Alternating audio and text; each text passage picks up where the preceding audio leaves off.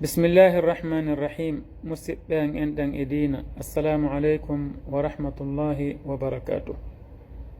A'zamu lhasarat ɓuri e mawnude e ninse ɗen foppu majje ko honɗum ko ya yi'oye golle ma moƴƴe, julde ma, korka ma, zakka ma e ko wona ɗum.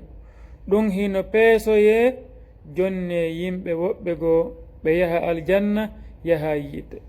ɗum ko ninse molanaɗe noon. sabu honɗum watta ɗum? hakkeji yimɓe ɗin, piigol yimɓe ɓen, yennugol yimɓe ɓen, balmingol yimɓe ɓen, ñaamugol jawle yimɓe ɓen, tuumugol ɓe waɗi zina gorko ma debbo e ko wona ɗum ɗo. ɗi hakkeji andita ko golle ma moƴƴe ɗen ɓeeɗo e hendoyto ñande janngo hendoɗa boneji maɓɓe ɗin yaha yiite ɓe yaha aljanna.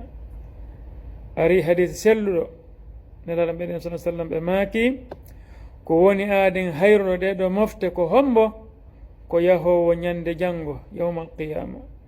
himo yooɓi julde, himo yooɓi korka, himo yooɓi zakka, modano golle moƴƴe, o juulan waktuji ɗin foppo majji, o watta ɗon naafiloji ɗin, o hoora suumoye e 6 juldandu, e 9 jombente, e 10 jombente, e 9 donkin, e tenen e alkamisa o hoora mo ñiiɓe e julde e korka, o itta sakka jawle makko ɗen kadi o waɗa sadakaji, mo yooɓe moƴƴereji heewuɗi.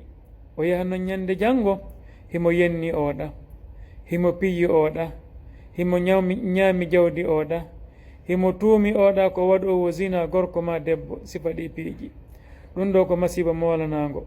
andita ko golle ma moƴƴe ɗen peesoyte ɓeeɗo jonnite coggu ko hakkeji maɓɓe ko jogiɗa kon. awa lekki ɗum ɗon rento hakkeji yimɓe ɗin foppo majji, ta tooñu goɗɗo, ta piyu goɗɗo, ta ño'u goɗɗo, ta kansu goɗɗo, ta jattu goɗɗo, ta ñaamo jawdi goɗɗo. sina ɗum ko moƴƴere ma nden ɓenno hendoto ñande janngo ɓe yaha aljanna, on te yaha yiita jahannama waliyadu billahi min dalik. haray rento ɗen hakkeji yimɓe ɗin ɗi foppo majji. wassalamu aleykum wa rahmatullahi wa barakatuh.